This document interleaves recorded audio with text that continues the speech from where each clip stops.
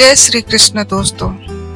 आज इस भगवत गीता के अध्याय 3 यानी कि कर्म योग के बारे में हम चर्चा करने जा रहे हैं। दोस्तों, अगर आपने भगवान श्री कृष्ण के द्वारा इस कर्म योग के सिद्धांत को समझ लिया तो मैं गारंटी के साथ कहती हूँ कि आपके जीवन की सारी समस्याएं खत्म हो जाएंगी। दोस्तों, मैं गारंटी के साथ कहती हूँ कि अगर दुनिया का प्रत्येक व्यक्ति इस कर्म योग के अनुसार जीवन जीना आरंभ कर दे तो उसके जीवन की सारी समस्याएं, सारे प्रॉब्लम खत्म हो जाएंगे और वह दुनिया के प्रत्येक क्षेत्र में सफलता हासिल करेगा। तो चलिए दोस्तों, भगवत गीता के तीसरे अध्याय को शुरू करते हैं। और इसके पहले मैं आपसे एक विनती करूंगी कि आप इस वीडियो को पूरा देखिएगा और मुझे मैसेज करिए कि आपको यह वीडियो कैसा लगा। तो चलिए स्टार्ट करते हैं। कर्म तो हर पल हम सब करते हैं। ऐसा कोई क्षण नहीं कि हम बिना कर्म किए रह सकते हैं। कुछ कर्म झूठ और फरेब से भरे होते हैं और कुछ कर्म कर्तव्य के लिए किए जाते हैं। तो ऐसे कौन से कर्म हैं जो हमारे अंतिम लक्ष्य तक ले जाए? उसी की व्याख्या भगवान श्री कृष्ण ने भगवत गीता के अध्याय 3 में कर्म योग में किया है, जिसकी मैं आज आप सबको समझने और समझाने की कोशिश करेंगे। तो चलिए दोस्तों, शुरू करते हैं कर्म योग के प्रथम श्लोक से। प्रथम श्लोक में अर्जुन बोलता है, हे जनार्दन, हे केशव, यदि आपको कर्म के मुकाबले ज्ञान बेहतर लगता है तो फिर मुझे इस भयंकर कर्म में क्यों लगाते हैं? कृष्ण ज्ञान को कर्म से बेहतर बताते हैं। इस हालात में वह उचित है तो फिर अर्जुन को कर्म या युद्ध करने के लिए क्यों कह रहे हैं? क्योंकि यदि ज्ञान की बात है तो अर्जुन तो कृष्ण से ले रहे थे, तो फिर अपनों को मारने के इस भयंकर पाप में कृष्ण क्यों लगा रहे हैं? दोस्तों, कितनी बार हमारे मन में आता है कि कर्म आखिर क्यों करना। दूसरे श्लोक में हम यह देखते हैं कि भगवान श्री कृष्ण की बात सुनकर अर्जुन की बुद्धि मोहित हो रही थी और समझने के बजाय वह और ज्यादा उलझ रहा था। इसलिए अर्जुन भगवान श्री कृष्ण से कहता है कि भगवान, एक बात बताइए जिससे मेरी उलझन दूर हो सके। यानी कि अर्जुन भगवान से कहना चाहता है कि आप मेरी दुविधा को दूर कीजिए, क्योंकि वह भगवान की बातें सुनकर समझने की बजाय और उलझ रहा था। इसलिए अर्जुन श्री कृष्ण से कहता है कि एक बात बताइए प्रभु, जिससे मेरी उलझन दूर हो सके। अर्जुन कहना चाहता है कि भगवान, मुझे कंफ्यूज मत कीजिए, बल्कि आप मेरी दुविधा को दूर करने के लिए कोई एक बात बताइए जिसके अनुसार मैं चल सकूं। क्योंकि भगवान कृष्ण ने जो बातें बताई थी वह गूढ़ थी, गहरी थी, कॉम्प्लिकेटेड थी। अर्जुन को यह लगता था कि यह ज्ञान की बातें हैं, इस पर चले कैसे? यही दुविधा अर्जुन की भी है, यही दुविधा हमारी भी है। और कृष्ण उत्तर दे रहे हैं। तब भगवान श्री कृष्ण तीसरे श्लोक में अर्जुन के दुविधा का उत्तर देते हैं। भगवान श्री कृष्ण अर्जुन से कहते हैं, इस दुविधा में 2 प्रकार की निष्ठा और 2 प्रकार के विश्वास हैं। एक तो है सांख्य योग, जिसका रिश्ता ज्ञान से है। दूसरा है कर्म योग, जिसका लेना देना सिर्फ कर्म से है। निष्ठा का अर्थ है कि कुछ भी करने की सबसे परिपक्व अवस्था, यानी कि पराकाष्ठा।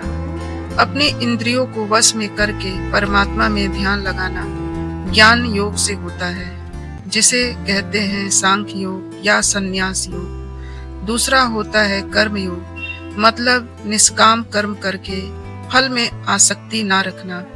चौथे श्लोक में भगवान कहते हैं, मनुष्य न कर्मों के किए बिना निष्कर्मणता को प्राप्त होता है या अर्थात योग निष्ठा को प्राप्त होता है, ना ही केवल कर्मों को छोड़ देने से सिद्धि यानी कि सांख्य निष्ठा को प्राप्त होता है। ऐसा नहीं है कि आप कर्म करें नहीं और स्वयं को सन्यासी कहें, ऐसे तो दुनिया चल ही नहीं पाएगी।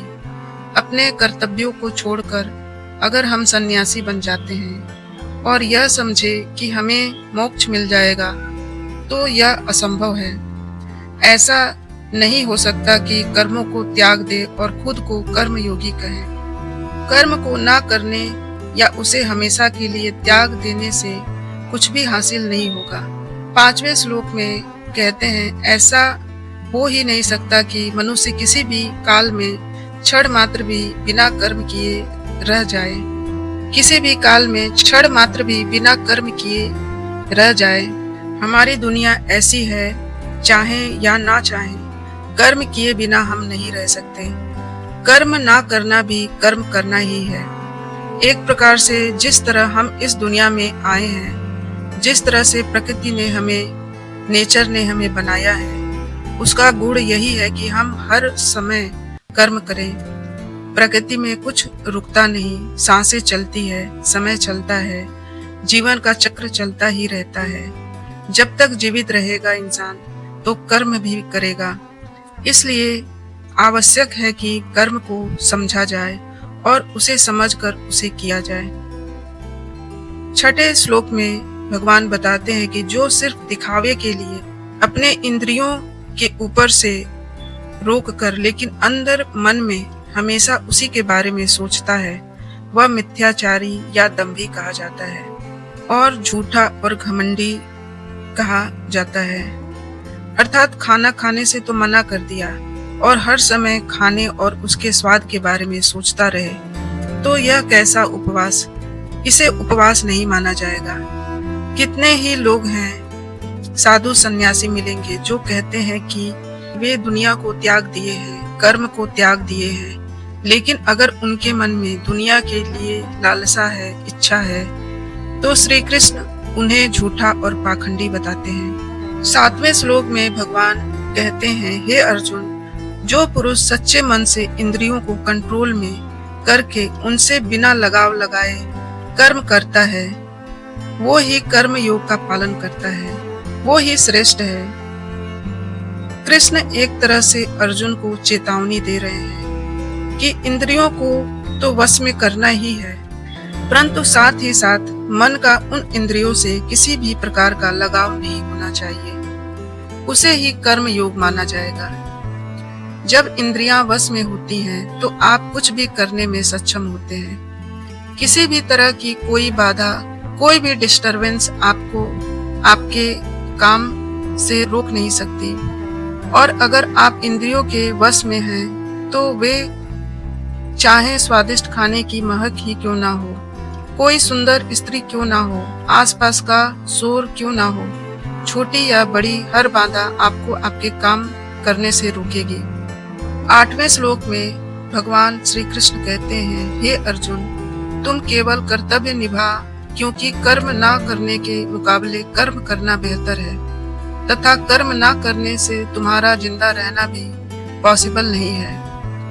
अर्थात तुम शस्त्र उठाओ, युद्ध करो। अब कर्म तो बहुत सारे हैं, लेकिन उनमें से एक चुना हुआ है।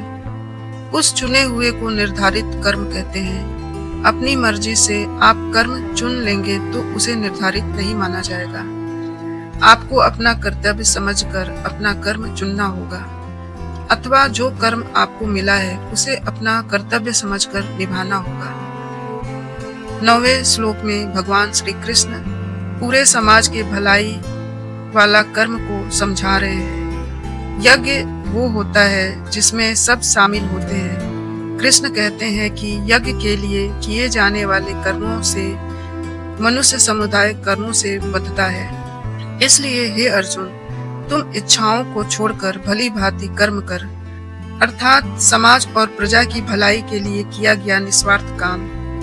हमको भी अपने कर्तव्यों को यज्ञ समझकर ऐसे कामों में अपना योगदान देना चाहिए जिससे समाज का भला हो। अगर हम सब अपने काम को यज्ञ समझकर उसे सम्मान पूर्वक करें तो सबका भला होगा। इसे ही आप सब निर्धारित कर्म भी मानिए। 10वें श्लोक में भगवान कहते हैं कि प्रजापति ब्रह्मा ने इस दुनिया की शुरुआत में यज्ञ को रचकर अपनी जनता से कहा कि तुम लोग इस यज्ञ द्वारा वृद्धि को प्राप्त हो और यह यज्ञ तुम लोगों को इच्छित भोग्य प्रदान करेगा। घरों में जो यज्ञ किए जाते हैं उन्हें एक धार्मिक कर्म कांड न समझकर उनकी इम्पोर्टेंस समझनी चाहिए। यज्ञ हमारी संस्कारों का एक संगठित रूप है। संस्कार मतलब काम करने का सबसे उत्तम तरीका। यज्ञ से हम हर विधि को, संस्कार को एकदम उचित तरीके से पूरा कर अपने कर्म को शुरू करते हैं। यज्ञ एक तरीके से हमें रास्ता दिखाता है और अगर आगे भी संस्कारों का पालन होगा तो ध्येय अर्थात गोल या हमारा एम जरूर पूरा होगा। ब्रह्मा कहते हैं कि यज्ञ से सब लोगों को, देवताओं को खुश करना चाहिए। 11वें श्लोक में ब्रह्मा कहते हैं कि यज्ञ से सब लोगों को, देवताओं को खुश करना चाहिए और फिर वो देवता खुश होकर हम सबकी भलाई करेंगे। इस प्रकार निस्वार्थ भाव से एक दूसरे को उन्नत करते हुए तुम लोग परम कल्याण को प्राप्त होंगे। यज्ञ द्वारा देवताओं को खुश किया जाता है और उसके बदले में देवता आपको खुश रखते हैं, आपकी उन्नति करते हैं। इसलिए काम शुरू करने से पहले, कुछ भी शुरू करने से पहले हमें ईश्वर को अवश्य याद करना चाहिए। यही विधान है।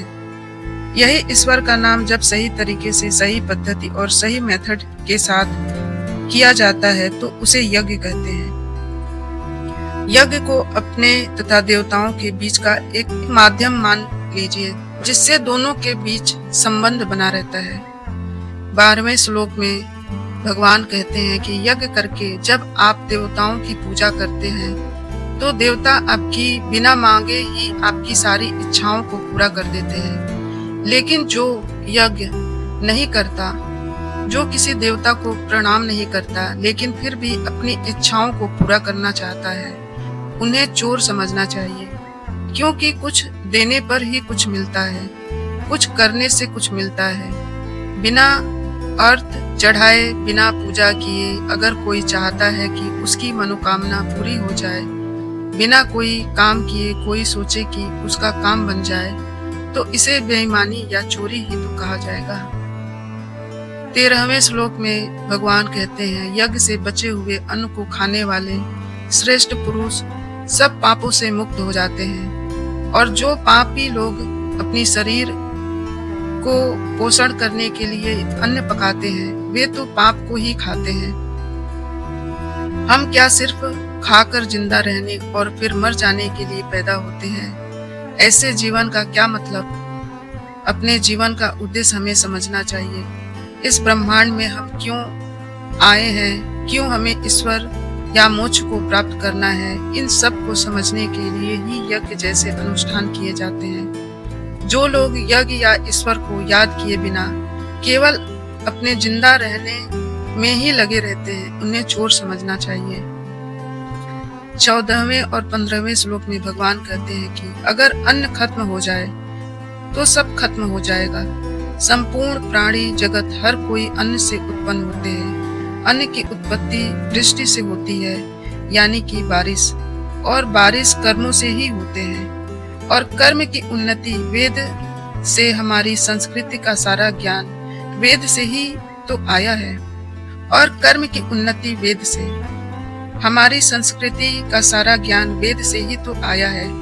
कर्म क्या है उसकी परिभाषा भी वेद से ही आई है और वेद परम पिता परमात्मा से उत्पन्न हुए हैं। वेद ईश्वर से आया ज्ञान है। वेद से आगे और वेद से बड़ा कुछ भी नहीं। इससे दोस्तों यह सिद्ध होता है कि यज्ञ और ईश्वर में सीधा संबंध है। 16वें श्लोका में भगवान श्री कृष्ण कहते हैं कि हे पार्थ, जो पुरुष परंपरा से नहीं चलता, जो सृष्टि चक्र प्रकृति के नियमों का पालन नहीं करता, मतलब अपने कर्तव्यों का पालन नहीं करता, वह इंद्रियों के द्वारा भोगों में रमण करने वाला पापी युक्त जीवन जीने वाला व्यर्थ ही जीता है। ऐसा पुरुष इंसान बस इंद्रियों के वश में रहकर जिंदा रहता है और मर जाता है। उसके जीवन और मृत्यु का चक्कर चलता ही रहता है। चलता ही रहता है। ऐसे इंसान के जीने और मरने का कोई मतलब नहीं। वेद ग्रंथों में जो ज्ञान और नियम बनाए हैं उनका मतलब है और उस मतलब के अनुसार हमको अपना जीवन जीना चाहिए। हे अर्जुन, 17वें श्लोक में भगवान कहते हैं कि जो व्यक्ति आत्मा में ही आनंद लेता है और जिसका जीवन आत्म साक्षात्कार युक्त है, वे अपने में ही पूर्णतः संतुष्ट रहता है। उसके लिए कुछ कर्तव्य नहीं होता है। आत्मा में पूर्णतः रमण करने वाला व्यक्ति आत्माराम कहलाता है। वह पूर्णतः संतुष्ट रहता है। उसे कुछ भी नियत कर्म नहीं करना होता। भगवान की भक्ति करने से उसके हृदय का सारा मेल तुरंत धुल जाता है, जो हजारों यज्ञों को संपन्न करने पर भी संभव हो पाता है। इस प्रकार चेतना के शुद्ध होने से मनुष्य भगवान के साथ अपने संबंध के प्रति पूर्णतः आश्वस्त हो जाता है। भगवत कृपा से उसका कार्य स्व प्रकाशित होता है, अतः वैदिक आदेशों के प्रति उसका कर्तव्य निःशेष हो जाता है। ऐसा व्यक्ति कभी भी भौतिक कार्यों में रुचि नहीं लेता और न ही उसे सुरा सुंदरी तथा अन्य प्रलोभनों में कोई आनंद मिलता है। जिसे ज्ञान प्राप्त हो चुका है, ऐसा व्यक्ति लाखों करोड़ों में होता है। 18वें श्लोक में भगवान कहते हैं, हे अर्जुन, इसलिए तुम लगातार आसक्ति छोड़कर, अपनी इच्छा को छोड़कर अपने कर्तव्य कर्म की या अपने कर्म को ठीक तरीके से करने में लग जा, क्योंकि आसक्ति से, लगाव से छूटकर जो भी अपना कर्तव्य करता है वह मनुष्य परमात्मा को प्राप्त हो जाता है। कर्तव्य का रास्ता आसान नहीं होता, किंतु कितनी बार हम सबको लगता है कि सब कुछ छोड़कर आराम करें, देर तक सोएं या मेहनत ना करें, लेकिन उससे कभी कुछ भी हासिल नहीं होता। ऐसा भगवान श्री कृष्ण अर्जुन को समझा रहे थे। 20वें श्लोक में भगवान कहते हैं कि बहुत से ऐसे लोग हैं जो कर्म करते हुए परम सिद्धि को प्राप्त हुए थे। बहुत से ज्ञानी महापुरुष तो ऐसे होते हैं जो आत्मा की सच्चाई को पहचान जाते हैं, लेकिन बाकियों के लिए कर्म ही एक रास्ता है। अगर उन्हें जीवन में कुछ करना है तो अगर आप चाहते हैं कि आपके जीवन का कुछ मतलब हो, तो जन्म लेना, जिंदा रहना और फिर मर जाना, इस बेकार जीवन से बचकर अगर आप कुछ करना चाहते हैं तो आसक्ति से बचकर आपको अपना कर्म करना चाहिए और अपने कर्तव्यों को पूरा करना चाहिए। 21वीं श्लोका में भगवान कहते हैं, लीडर जो होता है वह आगे चलता है और बाकी सब उसके पीछे पीछे। इसलिए आपको यह फैसला करना है कि आप आगे चलने वाले हैं या पीछे। कृष्ण कहते हैं कि श्रेष्ठ पुरुष जो आचरण करता है, अन्य भी वैसा ही आचरण करते हैं। वो जो कुछ प्रमाण कर देता है, समस्त मनुष्य समुदाय उसी के अनुसार व्यवहार करने लगता है। जो हमारे आदर्श होते हैं, हम उन्हीं को फॉलो करते हैं। किसी भी फील्ड को ले ले, कुछ ऐसे लोग होते हैं जो अपने अपने फील्ड में सर्वश्रेष्ठ होते हैं और पूरी दुनिया उन्हीं के जैसा करने लगती है। लीडर एक होता है और फॉलोवर अनगिनत। तो आप सोचिए कि आप क्या बनना चाहते हैं, आगे चलना चाहते हैं या सबके पीछे। कृष्ण कहते हैं कि हे अर्जुन, मेरा इन तीनों लोकों में कुछ भी कर्तव्य नहीं है, ना ही कोई वस्तु है जिसे मैं प्राप्त नहीं कर सकता, तो भी मैं कर्म में बरतता हूँ। भगवान श्री कृष्ण से बड़ा कौन है? लेकिन वो भी कर्म करते हैं। वो भी कर्म करते हुए अपने कर्तव्य का निर्वाह करते हैं। कृष्ण ने महाभारत में भाग लेने से मना नहीं किया। उनकी सेना कौरवों के साथ थी और स्वयं वे अर्जुन के साथ थे। वे अर्जुन के सारथी बने। जब भगवान श्री कृष्ण अपना कर्म करके अपने कर्तव्यों को पूरा कर रहे थे, तो हम जैसों की बात ही क्या, हमें भी अपने कर्तव्यों को पूरा करना चाहिए। 23वें श्लोक में श्री कृष्ण कहते हैं, हे पार्थ, अगर मैं कर्मों के करने में सावधानी ना बरतूं तो बड़ा अनर्थ हो जाएगा। हर कोई भगवान श्री कृष्ण को फॉलो करता है। अगर हमारा लीडर ही कुछ नहीं करेगा, अगर भगवान ही कुछ नहीं करेंगे, तो मनुष्य तो सब कुछ करना छोड़ देगा। जो सबसे बड़ा होता है, लीडर होता है, सर्वश्रेष्ठ होता है, सब उसके पीछे चलते हैं। अगर श्री कृष्ण ये सोचते हैं कि मैं तो भगवान हूँ, मुझे कर्म करने की क्या जरूरत है, लेकिन उन्होंने ऐसा नहीं किया। उन्होंने सोचा कि अगर मैं कर्म नहीं करूँगा तो मुझे क्या अधिकार है दूसरों को ज्ञान देने का। ईश्वर होते हुए भी उन्होंने अपने सारे कर्तव्यों का पालन किया, कर्म से कभी नहीं पीछे हटे।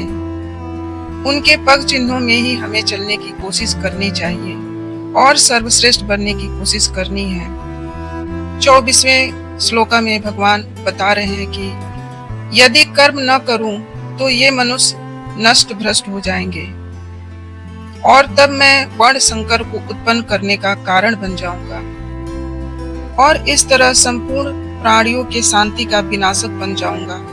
अगर भगवान कृष्ण कर्म नहीं करेंगे तो दोस्तों दुनिया खत्म हो जाएगी और मनुष्य नष्ट हो जाएंगे। सोचिए, ये दुनिया भगवान श्री कृष्ण की ही तो लीला है, माया है, खेल है, और जिसने खेल को रचा है अगर वो ही अपना कर्म नहीं करेगा तो दुनिया में क्या बचेगा। चाहे वो ईश्वर हो या साधारण इंसान, नियम तो सब पर लागू होते हैं। अगर कर्म का नियम है तो वो भगवान पर भी लागू होता है और हमारे और आपके ऊपर भी लागू होगा। 25वें श्लोक में भगवान कहते हैं, हे भारत, जिनमें समझ नहीं होती वे कर्म में आसक्त होकर काम करते हैं। विद्वानों को, समझदारों को बिना लगाव के कर्म करना चाहिए। क्या यज्ञ करने से हम ज्ञानी हो जाते हैं? कर्म की सही विधि करने से क्या हम ज्ञानी हो जाते हैं? नहीं, कर्म करना है लेकिन उससे आसक्ति और अटैचमेंट नहीं रखनी है, और ऐसा करना आसान नहीं। अगर ऐसा कोई ज्ञानी है जिसका कर्मों से कोई लेना देना नहीं, जैसे कि साधु सन्यासी जिनके कर्म में आसक्ति नहीं, तो ऐसे लोगों को समाज सेवा में लग जाना चाहिए। ये उनके लिए कहा गया है जिनको लगता है कि दुनिया छोड़कर सन्यासी बनने से उन्हें भगवान या सत्य की प्राप्ति हो जाएगी। 26वें श्लोक में भगवान कहते हैं, हे पार्थ, जो ज्ञानी है, जिन्हें ईश्वर की सच्चाई मालूम हो चुकी है, उनकी ये जिम्मेदारी बन जाती है कि उनके काम करने के तरीके से कहीं किसी और के मन में कर्म के प्रति अश्रद्धा, अपमान पैदा न हो जाए। आप किसी ज्ञानी को देखकर ये सोच सकते हैं कि वो कुछ करते ही नहीं, तो मैं भी ना करूं। इसलिए उन ज्ञानियों, महापुरुषों के लिए यह जरूरी है कि वे ऐसा उदाहरण सामने रखें कि जिससे हर कोई अपना कर्म और अपना कर्तव्य करने के लिए प्रेरित हो जाए। दोस्तों, साधु को देखकर सब अपना घर बार छोड़कर दुनिया छोड़ने लगे तो दुनिया चल नहीं पाएगी। 27वें श्लोक में भगवान कहते हैं, हर इंसान की एक प्रकृति होती है, एक नेचर होता है। अपनी प्रकृति के अनुसार ही वे कर्म करता है। हर कर्म उस प्रकृति के गुण के अनुसार ही होता है। जिसके अंदर घमंड भरा होता है वो ये सोचता है कि मैं करता हूँ, मतलब कि करने वाला वो है। ऐसे सोचने वाले को अज्ञानी कहा गया है। आप जो भी काम करते हैं उस काम को करवाने वाली आपकी प्रकृति है, उस प्रकृति के गुण हैं। कितनी बार ऐसा होता होगा कि आप गुस्से में ऐसा कर जाते हैं जो आप नहीं करना चाहते थे, वो आपका क्रोध आपसे करवा देता है। सोचिए और समझने की कोशिश कीजिए कि आपकी प्रकृति क्या है। 28वें श्लोक में भगवान श्री कृष्ण ने बहुत ज्यादा गहरी बातें कही है। सात्विक, राजसिक, तामसिक 3 तरह की प्रवृत्तियां होती हैं, फिर भी उनके गुण विभाग, कर्म विभाग होते हैं। इस तरह से समझ लीजिए कि अलग अलग नेचर होते हैं। इन्हीं गुणों से आप कर्म करते हैं। जैसे अगर तामसिक गुण होगा तो आप आलस्य और नींद या इसी तरह के बुरे कर्म करेंगे। राजसिक गुण होगा तो आप बात बात पर शौर्य, बहादुरी दिखाने की कोशिश करेंगे। जो ज्ञानी होते हैं वे जानते हैं कि यही गुण उनसे कर्म करवा रहे हैं, और जो ज्ञानी नहीं होते वो हम जैसे ज्यादातर लोग समझते हैं कि सब कुछ वो ही कर रहे हैं। 29वें श्लोक में भगवान कहते हैं कि कर्म में लगे ज्ञानियों को यह जानना चाहिए कि गुण ही उनसे कर्म करवाते हैं, वो खुद कुछ भी नहीं करते। तो ये उनकी जिम्मेदारी होती है कि अज्ञानियों को समझाएं कि कर्म ही उनका धर्म है। ज्ञानी अर्थात पहुंचे हुए लोग ये जान जाते हैं कि उनके अंदर के गुण आते जाते हैं, बदलते रहते हैं और इन्हीं गुणों के अनुसार उनके कर्म भी बदलते रहते हैं। इसलिए वे इन कर्मों को करने वाले खुद को कभी न माने, बस काम करते रहें और बाकी सब ईश्वर पर छोड़ दें। इसलिए हमें बस कर्म करके बाकी सब ईश्वर पर छोड़ देना चाहिए। 30वें श्लोक में भगवान श्री कृष्ण अर्जुन से कहते हैं कि तुम मुझ अंतर्यामी परमात्मा में अपने सारे कर्मों को अर्पण कर दे, आशा को छोड़, ममता को छोड़ और दुख को दूर करके युद्ध कर। दोस्तों, अपने सारे कर्म हमें भगवान को सौंप देने चाहिए। कोई आशा नहीं, कोई ममता नहीं या दुख नहीं, कुछ भी भाव नहीं होना चाहिए।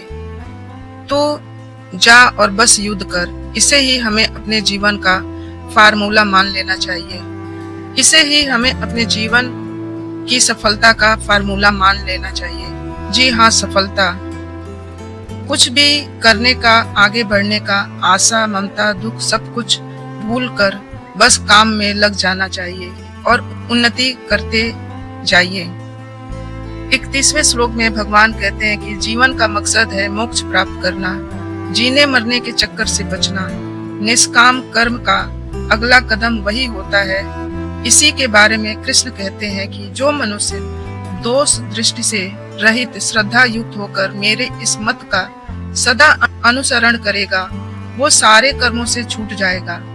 और जो कोई भी सुख दुख और मोह को छोड़कर बस अपने कर्म को सिर्फ मुझे अर्पण करता है और कर्म को सच्चे मन से करता है, वो कर्म के सारे बंधन से छूट जाता है। और कर्म के बंधन से छूटने का अर्थ है जन्म और मृत्यु के चक्कर से बचना। 32वें श्लोक में श्री कृष्ण कहते हैं कि कई लोग घमंड करके खुद को बड़ा समझने लगते हैं। उन्हें लगता है कि वे ही करते हैं, सब कुछ वही करते हैं। उन्हें नहीं लगता कि उन्हें अपने कर्म श्री कृष्ण भगवान को अर्पण करना चाहिए। ऐसे लोग अपने झूठे ज्ञान में ही मस्त रहते हैं। कृष्ण उन्हें मूर्ख बताते हुए उनसे दूर रहने की सलाह देते हैं। आपको आपके चारों तरफ कई सारे घमंडी दिख जाएंगे, दोस्तों, जिन्हें लगता है कि वे कुछ गलत नहीं कर रहे हैं। अपने धन और अपने ज्ञान के अहंकार में किसी की बात तक सुनने को तैयार नहीं होते। मैं आपसे यही कहूंगी कि ऐसे लोगों को मूर्ख समझकर आप उनसे दूर ही रहें। 33वें श्लोक में भगवान कहते हैं कि सभी प्राणी प्रकृति को प्राप्त होते हैं, अर्थात अपने स्वभाव से मजबूर होकर कर्म करते हैं। ज्ञानवान भी अपनी प्रकृति के अनुसार ही कर्म करता है, फिर इसमें किसी का हट क्या करेगा। कृष्ण ये समझा रहे हैं कि हर प्राणी का अपना एक स्वभाव होता है, नेचर होता है, एटीट्यूड होता है। सभी उसी के चलते काम करते हैं। जो ज्ञानी है, सब कुछ जानते हैं, उनसे भी उनका काम उन्हीं की प्रवृत्ति कराती है। इसमें किसी की हट जिद कुछ भी नहीं कर पाएगी। अगर आप कोशिश करेंगे कि किसी से उसका नेचर के अगेंस्ट काम करवा लें, तो आप सिर्फ अपना टाइम वेस्ट कर रहे हैं। 34वें श्लोक में बताते हैं कि इंद्रियों में ही प्यार और इंद्रियों में ही क्रोध या द्वेष छुपा है। मनुष्य को इन दोनों के वश में नहीं रहना चाहिए, क्योंकि ये दोनों ही इसके कल्याण के मार्ग में महान शत्रु हैं। अर्थात इंद्रियों में ही हर तरह का भाव छुपा है, अच्छा भाव भी और बुरा भाव भी। अच्छे और बुरे दोनों भाव में हमें नहीं फंसना चाहिए, क्योंकि इसमें फंसने से ही हमारे मोह की शुरुआत होती है और फिर इन इंद्रियों के चक्कर में फंसते हुए चले जाते हैं और कभी भी निकल नहीं पाते। काम, क्रोध, लोभ, मद, मोह को अपना शत्रु मानना चाहिए। 35वें श्लोक में श्री कृष्ण कहते हैं कि अच्छे प्रकार आचरण में लाए हुए दूसरे के धर्म से गुण रहित अपना धर्म अति उत्तम है। अपने धर्म में मरना भी कल्याण कारक है और दूसरे के धर्म भय को देने वाला है।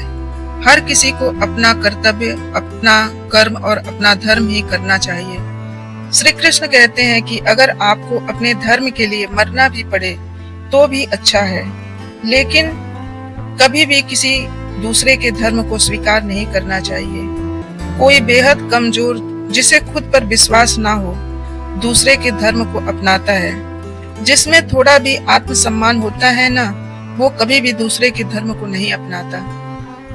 36वें श्लोक में अर्जुन कहते हैं, हे कृष्ण, तो फिर ये मनुष्य खुद न चाहते हुए भी जबरदस्ती किस बात से प्रेरित होकर पाप का काम करता है?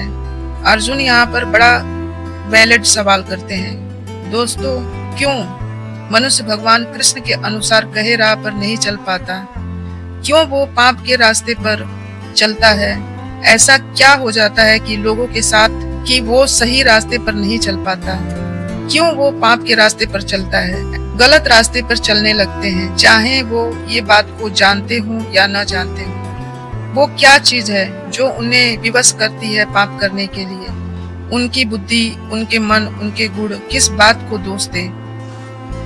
तब भगवान श्री कृष्ण 37वें श्लोक में कहते हैं कि रजोगुण से उत्पन्न होता है काम, और काम में से निकलता है क्रोध, अर्थात गुस्सा। काम या क्रोध कभी रुकता नहीं है, बस बढ़ता ही रहता है। इसको अपना सबसे बड़ा शत्रु मानना चाहिए। दोस्तों, श्री कृष्ण बताते हैं कि आखिर पापी पाप किस कारण करता है? किसी के पाप करने की वजह क्या होती है? वजह है रजोगुण। इसी के वजह से काम, क्रोध, राग और द्वेष जैसी भाव पैदा होते हैं, जो उनके पाप की वजह होते हैं। इन्हीं दोषों को श्री कृष्ण शत्रु बताते हैं।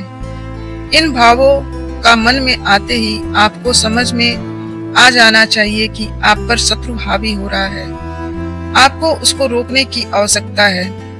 38वें श्लोक में बताते हैं, जिस प्रकार धुएं से आग और धूल से दर्पण ढक जाता है, तथा जिस तरह जेल से गर्भ ढका रहता है, उसी प्रकार उस काम द्वारा हमारा ज्ञान ढका रहता है। राख जलती रहती है और उसके धुएं से आग छुपी रहती है। शीशे पर अगर धूल हो तो चेहरा नहीं दिखता। उसी तरह से जब ये काम, क्रोध जैसे विकार, जो कमियां हैं हमारे अंदर मौजूद, ज्ञान को छुपा कर रखती है। सब कुछ हमारे अंदर है, बाहर कुछ भी नहीं। ये कमियां हमारे अंदर रहकर असली ज्ञान को छुपाकर एक तरह से हमें विवश कर देती है और हमें पाप करने के लिए उत्साहित करती है। इसलिए श्री कृष्ण इन्हें शत्रु बताते हैं। भगवान श्री कृष्ण 39वें श्लोक में बताते हैं, कहते हैं, हे अर्जुन, ये ऐसी आग है जो कभी बुझती नहीं है।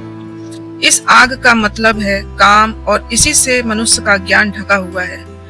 भोगों से कोई भी तृप्त नहीं हुआ है। पैसा अगर कमाया है तो और कमाना है, खाया है तो और भी खाना है।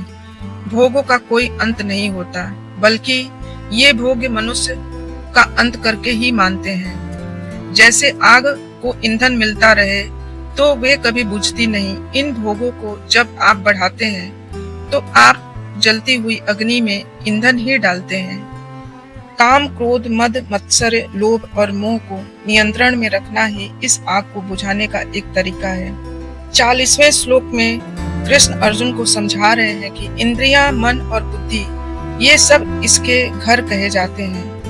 ये काम इन मन, बुद्धि और इंद्रियों द्वारा ही ज्ञान को कवर करके जीवात्मा को मोहित करते हैं। काम, क्रोध जैसे विकार, कमियां इंद्रियों, मन और बुद्धि में रहते हैं। ये इनके घर हैं, जहाँ इनका निवास रहता है।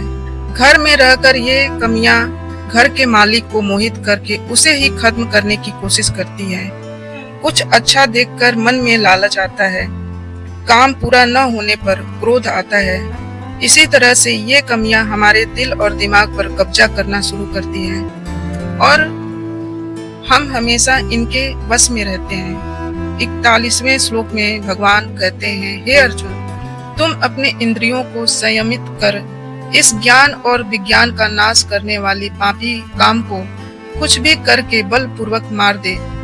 कृष्ण अर्जुन को सलाह देते हैं, दोस्तों, कि इससे पहले ये काम, क्रोध जैसे शत्रु तुझ पर कब्जा कर लें तू अपनी इंद्रियों को वश में करके अपने काम क्रोध को मार दे।